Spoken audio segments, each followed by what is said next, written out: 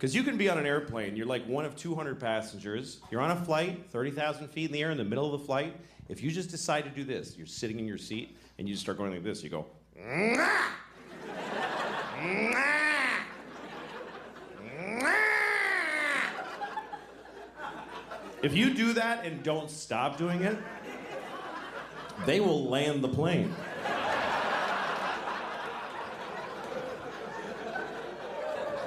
You can will a plane to the ground without a weapon or a threat. You don't even have to do that much. You could just sit there and just start going, down, down. Seriously, if you were on a plane and you just didn't stop saying down, down, down. Sir, is there a problem? Down, down. Fighter jets will appear. I mean, you'll go into the nearest airport. And then I guess you're in trouble, but well, they can't put you like in prison because you said down several times. They'd like bother you. Why'd you do it? Are you a terrorist? Why'd you do it? I just didn't want to be up anymore. Just didn't like it. I mean, I just said the word of the where I wanted to be. You didn't have to do it. It's just a suggestion. Jesus Christ. I was on a plane once and there was 2 babies on the plane. And other people. Wasn't just me and 2 babies. That would be weird. You get on a plane, there's just 2 babies.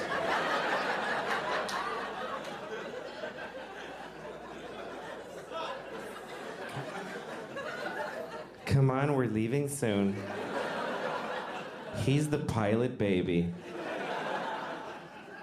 I'm the other baby. No, it's all right. I'm not gonna... You babies have a good flight. But I'm gonna find another way to get there. Yeah, I don't like the way this was starting. I have 2 children. 9 and 12 years old. Both girls. They're both gay. I'm raising them gay. Most people raise their kids straight. I'm just gonna raise mine gay. And they'll do what they want later, but as long as they're in my house, they're gay.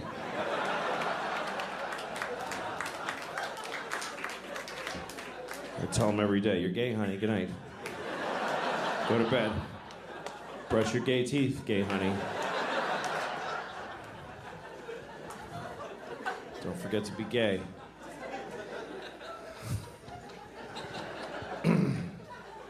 Having children is a big responsibility, and I've never really done very... Do you guys think there's a God?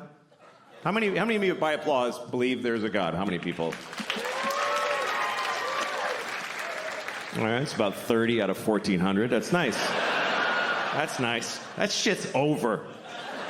It's just fucking over. You go into a church, it's like going to a roller skating rink on a Wednesday. It's like, this used to be something. What happened? I don't know. I don't think there's a God. And that's not a conviction. I just don't suppose. I just reckon there ain't. I reckon there ain't no Lord. And because I don't believe there's a God, I fucking hope there's not a God. I fucking hope. Oh, please. If you don't believe in God, you better fucking hope. You better get on your knees and pray. Please, God, don't be. Because that's a bad thing to be wrong about. That's a bad wrong. You're an atheist your whole life and you die and you're like, oh, fuck. Oh, you're shitting with a beard and everything. Fuck. Oh. Yeah, I'm going. Yep. Being wrong the other way is not a big problem. If you believe in God and you're wrong, you don't really have a problem. It gives you a little comfort in your stupid life. And then at the end, you're just seriously disappointed for like a second. It's the last feeling you get to have. You die, you're like, nothing? Seriously, nothing? Yeah, just get in the dumpster, sorry. Sorry, you're just garbage now. I mean, if you don't believe in God, that's what you believe, that when you die, you're just garbage. You are your family's newest garbage. My mom died last year, and we asked her, like, what do you want, like, before she died. We didn't ask her, Mom! Mom! Fuck! I asked my mom what she wanted us to do with her body, and she said, just burn it. That's what she said. Burn it. What, in the yard with leaves? What the fuck? She didn't want a funeral, no pageantry, nothing. So she booked it herself. That was her last act as an American consumer. She went online with a credit card, and she booked her own cremation. It's true. At a place called Boston Crematorium. Just this place that burns bums and dogs all day, and they just folded my mom and did a workload. We didn't even know, just this guy showed up. I'm here for you, Ma. All right, Sully, she's in there. And he went in there to prepare her. My sisters are waiting in the hall, and he was in there for a while.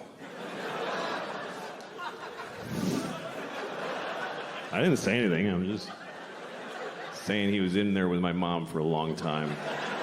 That's all I'm saying. And also that I was worried he was fucking my dead mother.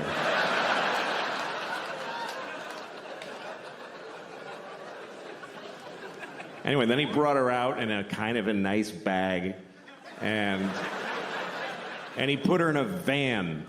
Just his van. It was like a 98 Ford Windstar with a bottle of red Gatorade rolling around in the back. It's the last time I saw my mom. It's what she wanted. Because she didn't believe in this God shit. She just didn't. I'm an old man. I'll be gone very soon. I worry about getting old only because I don't want to lose my memory, you know? I mean, some of it I would love to lose. But it doesn't work that way. You got to take it all or none, I guess. But I forget things, you know? Like, remember Fonzie from Happy Days? I don't remember him. I don't even know what you're talking about. I forget weird things, you know? Like, I was walking down the street once in New York, and there was a guy in a van, and he rolled down the window, and he said, hey, get in the van and suck my dick. And I said, all right, you know? So I got in the van, and, you know, I was trying to pull the door, the sliding door, but it kept, and he's like, it just shuts, you don't have to. I was like, sorry. He's like, everybody does that, it's okay. So I'm kneeling on the floor of the van on like a hearse, and there's no lady in there, but I'm like, I came here to suck this guy's dick, not like take inventory. Let's just get to work. So I start sucking his dick, and about halfway through, I'm guessing, I remembered that I don't really like doing that.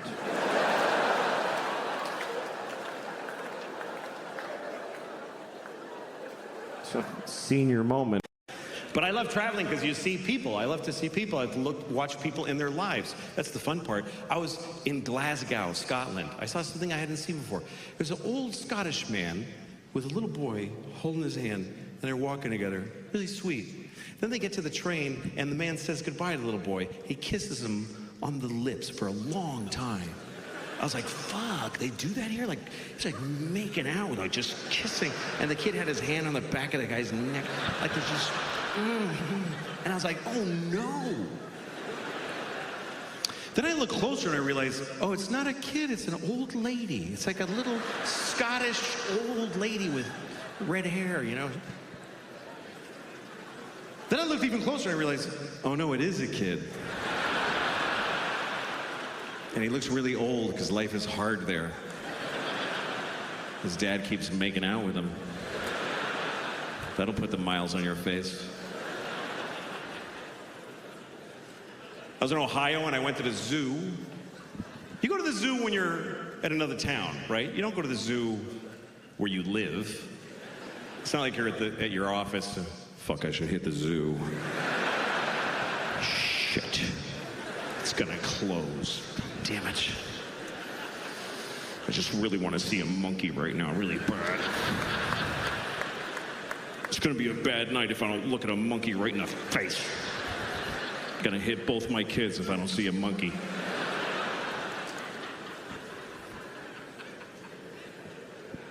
So I went to a zoo with my friend in Ohio.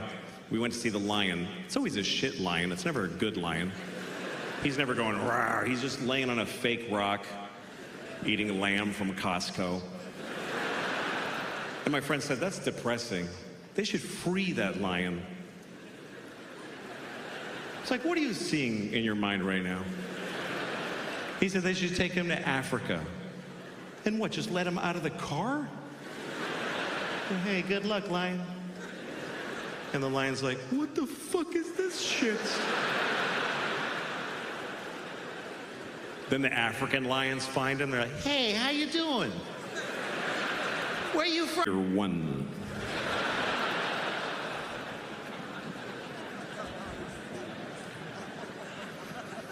But I was raised Catholic, and I'm not Catholic anymore. I didn't like that religion because they tell you you're going to hell, even when you're a kid. 5-year-old kids. And the church is like, oh, you're going to hell. Oh, you're going to hell. And you're 5. And you're like, what did I do? And the church is like, you know what you did, you piece of shit. And you're like, oh yeah, fuck. You're a kid going to hell. Imagine. And you're going to hell. There's no kids' hell, you understand? You're going right to the show. If you're 5 years old and you steal a crayon from your sister and then lie about it, and then you get hit by a truck, you're roommates with Hitler. There's no difference. That's how I was so scared. I'm like, I'm gonna be roommates with Hitler. I'm only 5. I already killed 4 Jews though, so I'm probably gonna be roommates with Hitler. They take you in a room and they're pouring hot lead in his asshole. He's like, ah! And then they tell you, they're like, all right, get in there, kid, it's your turn. And Hitler's like, ah, poor little fella.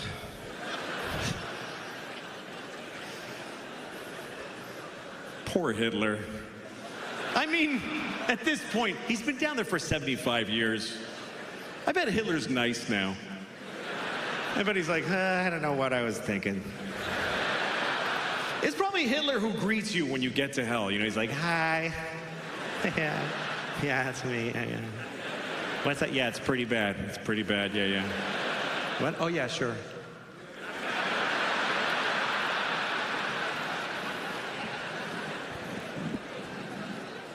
I was so scared of hell when I was a kid. I remember when I found out that gay people go to hell, I got scared. I'm not gay, but what if God thinks I'm gay?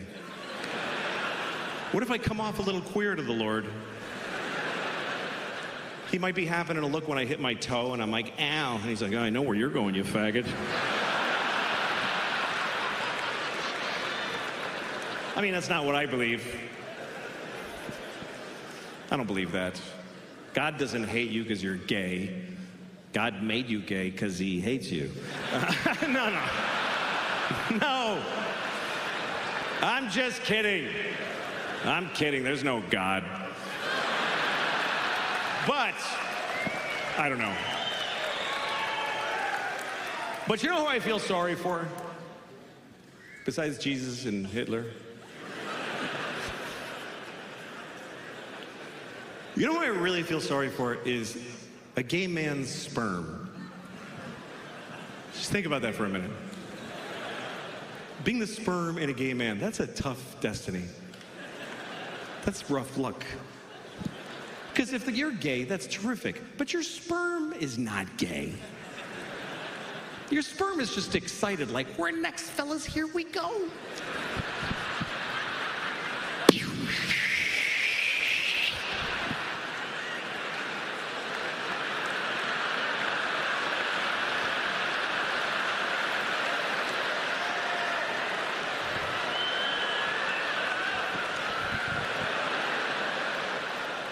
Was that shit right there?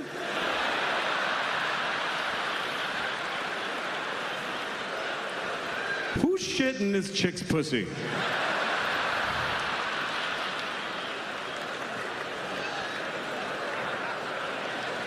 It's really a flaw in men that we would all do that. If you're a woman, you could ask any guy on planet Earth, can you squeeze my tit for 1 second? And 100% of us will go, oh yes, of course. That doesn't matter. I could be doing open heart surgery. Oh yeah, okay. Oh, don't worry, he's not your tits. Don't worry about it. I don't know why we love tits so much. Some people say it's because we breastfeed, but so do women. Or, you know, baby women. Not grown-up women don't usually. You don't see like a 68-year-old woman, like a stately look, you know, like Sigourney Weaver, like sucking milk out of a young woman's tit. Thank you, Deborah. I'll see you tomorrow, 2 o'clock. It's not usually the thing, is the elderly breastfeeding from the young. Except for at the end of The Grapes of Wrath, which I don't mean to ruin that book for you, but you should have read it by now. I don't know if you read The Grapes of Wrath, but that's how it ends, with an old dying man sucking milk out of a young girl's tit. And then the book is over. And you're like, Jesus, what happened at the end there? That's crazy. There's no other book in that genre. There's no dense, historic classic that ends with a weird, porny paragraph at the very... And then Anna Karenina shat on his chest. Holy moly with that! The end. Oh my God! That is a violent shift in tone at the end of that book. I've been reading this book for 3 months.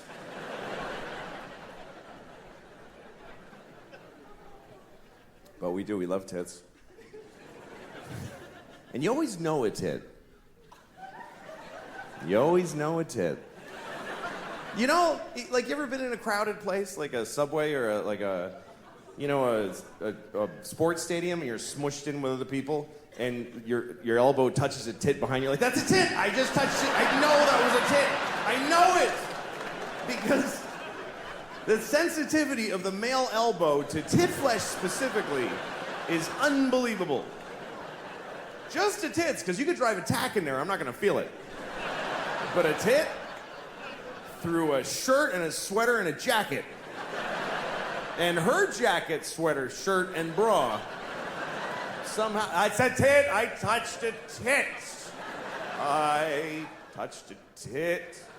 I touched one tit. One tit.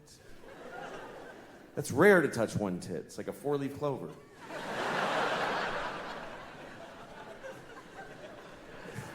Usually you touch it. The only time you touch one tit is when it was an accident or you didn't have permission. But otherwise, when tit access is granted, it's usually good for 2 tits at a time. It's once you're on one, you really have to screw up really badly and quickly to lose tit access between tits 1 and 2. You must have said something really dumb on the first tit that you didn't get the second one. Oh yeah, it's like your mom's dirty whore tit. Why? What? I said I liked it. That's what I meant, is that I like it. I like your mom's dirty whore tit. I like yours. And if it's up to the guy, we're gonna touch both tits. No guy touches a tit and then goes, you know what, I'm good with the one. That's fine for me. Everything in moderation. We're gonna touch both. Even if something terrible happens in the middle of, oh yeah, there's a bomb! Oh shit, come on. Let's get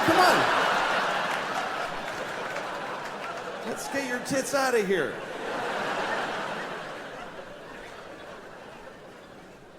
I've seen a few tits. I've seen, I don't know, 48 maybe, I don't know. I was on a plane once, like about a month ago, and they had high-speed wireless internet on the plane. And they had never done that before. They explained to us that we were like one of the first aircraft. And I open up my laptop, and I'm online. I'm looking at YouTube and shit while we're flying. And then it broke down. And the woman says, I'm sorry, but we have to fix the internet, so it's down for the rest of the flight. The guy next to me goes, it's fucking bullshit. Like, dude, how does the world owe you something you didn't even know existed 30 seconds ago? People on planes are the worst. People on planes, they complain. They get off the plane, they come to your house, and they tell you about their whole flight experience. And they make it sound like it was fucking a cattle car in Poland in the 40s. They just make it, that was the worst day of my life. I had to sit on the runway for 40 minutes. That's a story in this country. That's a fucking hardship. That you had to sit on the runway. People will listen to that story. They'll stop doing the dishes and turn around and go, oh my God, really? For 40 minutes? That's awful. You should sue them. I had to sit on the runway for 40 minutes. Oh my God, really? What happened then? Did you fly through the air like a bird? Incredibly? Did you soar into the clouds impossibly? Did you partake in the miracle of human flight? And then land softly on giant tires that you couldn't even conceive how they fucking put air in them?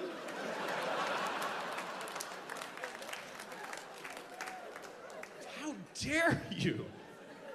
Bitching about flying. I had to pay for my sandwich. You're flying! You're sitting in a chair in the sky. You're like a Greek myth right now. But it doesn't go back very far, and I was sort of squishing my knees.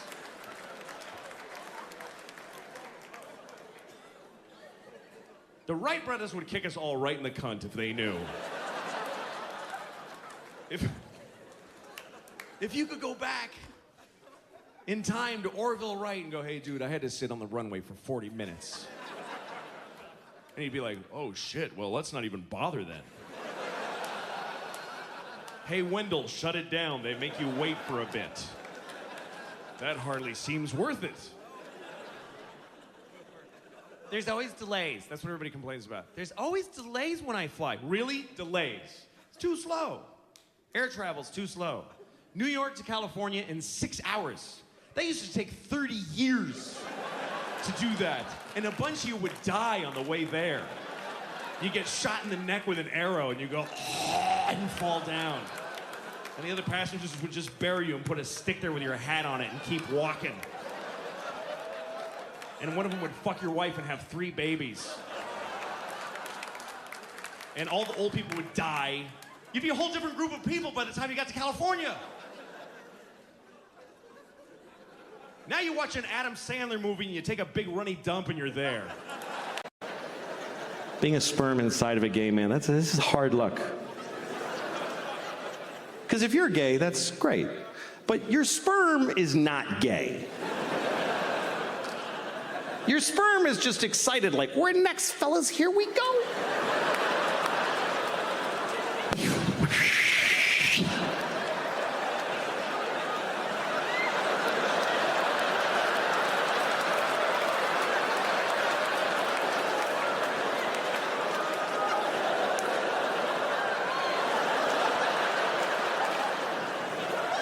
Is that shit right there?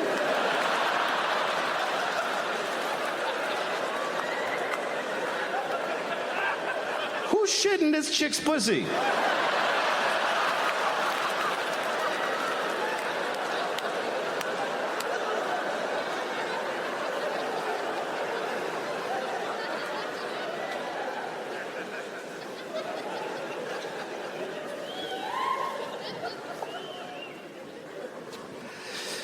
Yeah. I was thinking about my life today. I was thinking about like when I grew up, and I was raised in an orphanage about a block from my parents' house.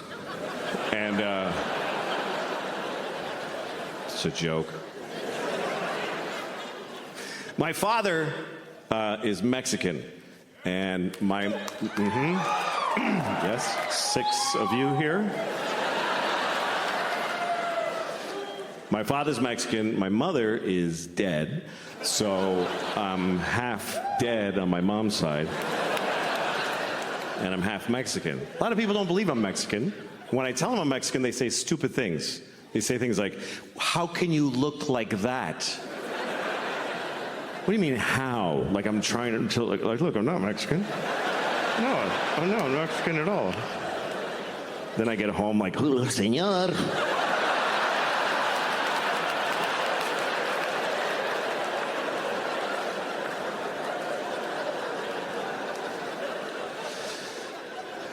My parents, they got divorced when I was about 10, and I have kids now. I've been thinking about my memories because I have kids now.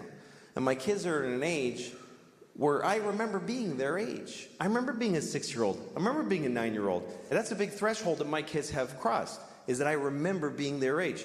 Because when you're raising kids, you're not raising the kid in front of you. You're raising the grown-up that they're going to be later. And I was a kid once. When they were babies, I didn't really relate to them because they're babies. A baby is not going to remember shit that is happening to it. If you have a baby, keep it alive and enjoy yourself. But really, the baby it's not gonna matter. A baby is not accumulating anything. It's like an Etch-a-Sketch that you shake every day. It doesn't matter. You go up to your baby, you can go up to your baby's face every day and you fuck you, baby, like right every day, it wouldn't matter. Hey, baby, dad. Yeah, baby, dad. You do that every day, wouldn't matter. I mean, they'll grow up with a general sadness inside, but they won't actually remember. Why? And memories are weird because memories get distorted by who you are now and who you were when you experienced them. Like I remember when I first started doing stand-up, I was living in Boston, and there was one club that was owned by a gay guy. And my memory is that that guy was always trying to fuck me. That's my memory. I've carried it for 20 years. There was a gay guy, tried to fuck me all the time. And recently I caught up with an old friend of mine from those days who I hadn't seen in years. And we started talking about different people, and he brought him up. And I said, that guy always used to try to fuck me. And he goes, he did? And I was like, yeah. And he goes, really? Did he like take you to his house or something and really try to physically? No, it's just that he, you know what I mean? He's trying to fuck me all the time. He's like, well, did he say that he pushed you and, you know, say stuff all the time and make you uncomfortable? No, it just was. And as we went through it, finally the truth that came out was the whole story really was there once was a gay man. That's it. That's really what happened. He was gay, I was 19, and now he tried to fuck me all the time. Like I went through life with that. But I'm trying to remember, what is my first memory? Like how far did my memories go? And I remember my first memory, I was 4 years old. And I was standing in front of my parents' house, and I was shitting in my pants. I was just shitting a massive, terribly painful shit. And I was halfway through the shit. That's my first memory, is being halfway. The first half of the shit, I don't remember it. That's still in the ether of infancy. The center of this shit was so wide that I actually came online as a result of the anal pain that I was experiencing. It actually awakened me into the stream of consciousness I'm now living. That's how my life started. That's who I am.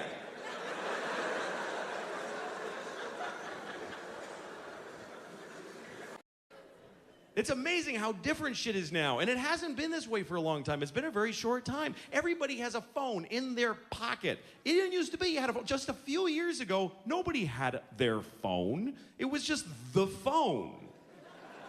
It was this thing, the phone, that was in a room in your house. And then you had to dial this fucking thing. There was a rotor, and you had to turn it and go. You actually hated people with zeros in their numbers because they made you do, well, this guy's got a 0 and a 9. How badly do I want to talk to that piece of shit? That's too much work. Now we have this, which is amazing. We have these phones that you can call in an airstrike. You can look at the top of your own head. It's amazing, this shit, and it's wasted on the shittiest generation of piece of shit assholes that ever fucking lived. I swear to God, we are. We're the worst people so far. Because we have this beautiful thing and we hate it. We're just, never saw a person going, look at what my phone can do. Nobody does that. They all go, this fucking thing sucks. I can't get it to think. Give it a second, would you? Could you give it a second? It's going to space. Can you give it a second to get back from space? Is the speed of light too slow for you, you non-contributing product sponge cunt? Can you just wait? Can you just take a little breath? Just wait for that picture of Axl Rose to get on your phone. Like it even fucking mattered what you were doing. Like it was even important. We're all just so mad. I hate my phone sucks. No, it doesn't. It's amazing. The shittiest cell phone in the world is a miracle. Your life sucks around the phone. Why are you so mad at it? People say the craziest shit. I hate Verizon. What are you talking about? How can that feeling exist? I hate Verizon. Why? Did they fire you and take away your pension? No, just a couple of times it was weird for a second. Hate them. Hate Verizon. Well, make your own then. You go make one.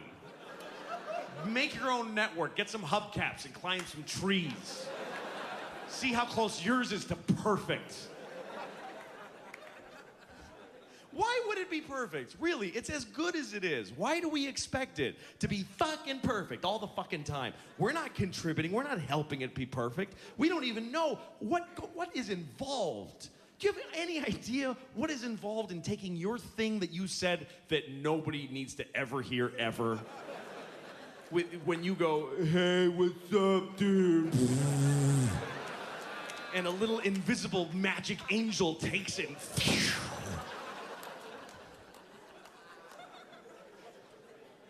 God damn it. When did you send me that text? If I sent it to you a month ago, it's amazing whenever it gets to you.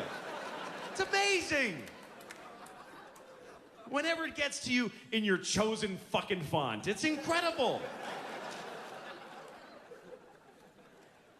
I don't know, I'm not that old, I'm 41, but I'm still amazed at the shit in my life. I had to flush my daughter's fish down the toilet. I came home, the fish was dead. She wasn't home from school yet, so I just flushed the fish. And that's a weird moment, too, because fish live in water. So you put it in the toilet, floats to the bottom, like, yeah, he's dead. And then you flush, and it looks like he goes, wait a second, oh, shit! I was taking a nap, Jesus! You gotta be in constant motion to get any respect in this house.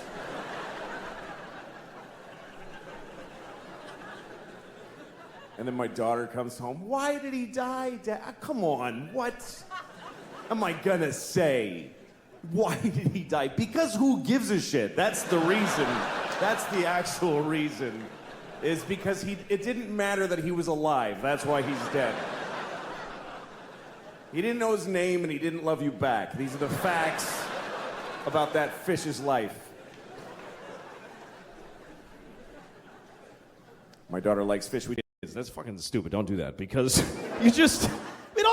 mainly what it does to a marriage, it just changes the way that you think about your spouse. Because when you're married, when you first get married, you have a relationship that's so important to you and you're working on it together. But then you have a kid and you look at your kid and you go, holy shit, this is my child. She has my DNA. She has my name. I would die for her. And you look at your spouse and go, who the fuck are you? You're a stranger. Why do I take shit from you? But it's the kids that make it very hard. We have two. We have a baby, and I don't really know the baby, to tell you the truth, because she hasn't said anything, so I don't really know her. I like her, she's fine, but I don't know her. How do I know what she's really like? Maybe she fucking hates Jews. I don't know nothing about her. People ask about her all the time. They're like, hey, what's your baby like? She's a fucking baby. What do you want to... You ever seen a baby? That's exactly what my baby's like. But what's going on with your baby? Jesus. She got fired from Target, and she's getting an abortion. It's been a tough year, but otherwise, you know...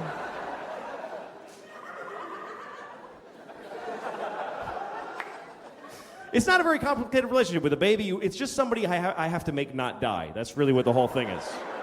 And I'm better at it sometimes than others. One time I took my daughter to the grocery store, and I had to put her in the stroller. She won't go in the fucking cart. She's the only baby in the world that won't go in the shopping cart and sit there. You try to put her there, and her legs curl up, and she goes, ah! And fucking psycho. So I got to put her in a stroller, and I got a cart, and I'm pushing them both through the fucking supermarket. And then so I'm done shopping, and then I go out to the parking lot, and I open the car. First I start the car before I put them in there, because I want it to get nice and cool, because I love her, so I have to make it nice and comfortable. I do. I love my children. I love my wife. I wish I didn't. How awesome would that be to wake up one morning, fuck, I don't feel nothing for these assholes, and just walk out the door. But so far, no such luck. So... I start the AC, then I put the groceries in, then I go to get my daughter out of the stroller. I got down there and I realized that the exhaust pipe is right in her fucking face. It's just fucking... I'm like, fuck! I almost killed my kid in the dumbest fucking way ever!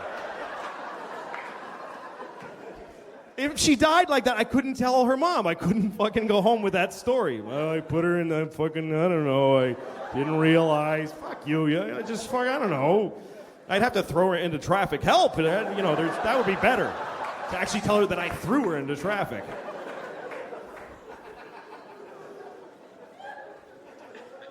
The other kid we have is, she's a... All right, this is going a little off the rails. I don't remember what I was... trying to say. I'd like to be a better person. I would. I'd like to be a better person. And I think I'm getting worse as a person.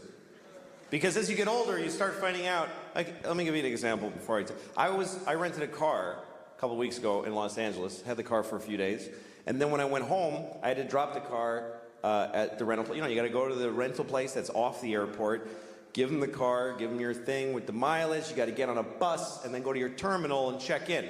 I was late, and I was worried about missing my flight, so I knew I had no time to do any of that. So I never did this before, I just drove my car right to the terminal, and just left it there. And I got on the plane. And once I was on the plane and I had a little moment, I called Hertz, and I said, hey, listen, your car is sitting out in front of Terminal 4, and the keys are in it. So that's where it is. And the guy's like, you can't do that. You have to return it to this location and then and I go, well, I didn't do that already. And now I'm leaving California. So if you want your car, you need to go to that place where it is. And he was like, oh, Jesus, man. All right, we'll get it. And that was the end of it. And I realized I could do this every time. Every time I rent a car. Because of course they want you to do all that shit. But if you don't, they still want the car back. They're gonna send a dude. You could drive a car till you don't want it. Just get out of it while it's moving and just walk away. Well, I don't feel like being in that car any longer. Just call Hertz. Hi, your car is drifting into the intersection of 28th and Broadway. If you're interested, it's now your problem. But see, this is a terrible realization. Because you should act in a way that if everybody acted that way, things would work out. You should, because it would be mayhem if everybody was like that. And most people kind of don't care. Most people are very selfish. Most people don't give a shit what happens as long as they get to do their favorite thing. People don't even want to back off from their favorite thing. They won't even do their second favorite thing. Like, you ever seen somebody like they're at an intersection and they want to make a left, but they're in the all the way right lane. because they messed up. So now they're, okay, here's the guy. He's in the right lane, and there's a lot of cars, like 6th Avenue, like a lot of cars, and he wants to make that left. So what does he do? He just does it anyway. He just goes ahead and he just shoves his car through everybody's life without any... And everybody's beep, honking and outraged, and you always see the guy go, I have to. There's no other possible thing I could do. What else could I do except go up one more block and then go left and take 4 seconds? That's not my favorite way, though. That only meets 99% of my criteria. But I'm selfish. I would like... Anyway, I don't know why I'm such an asshole. I really am. I'm grumpy. I get impatient with people quickly, you know? I just get tired of... When people are boring, I want to kill them, you know? And that's not fair. I used to like people more, but now I have children, and that changes your life. Changes your life in a lot of ways. Like, you spend a lot of time with people you never would have chosen to spend time with. Not in a million years. I spend whole days with people I'm like, I never would have hung out with you. I didn't choose you. Our children chose each other based on no criteria, by the way. They're the same size. They don't give a shit who they make me hang out with. My daughter had a play date the other day, and this kid comes over, and his father brings him, and his father brings his fucking face into my house. And I have to ask it questions for an hour and a half. Ugh, what do you do? I don't care. God damn it. What other shit are you passing on, that little faggot you brought over here to play with my kid? I hate your son. I hate him. He smells. Gets too close when he talks. Can I have raisins? Yes, you can have, just stand. Dude, you're not mine. I don't love you. Do you understand? I don't have any, no love, none. I don't even have an instinct to protect you. I don't care if you die. I won't feel anything if you die. I'll have to pretend for your dad.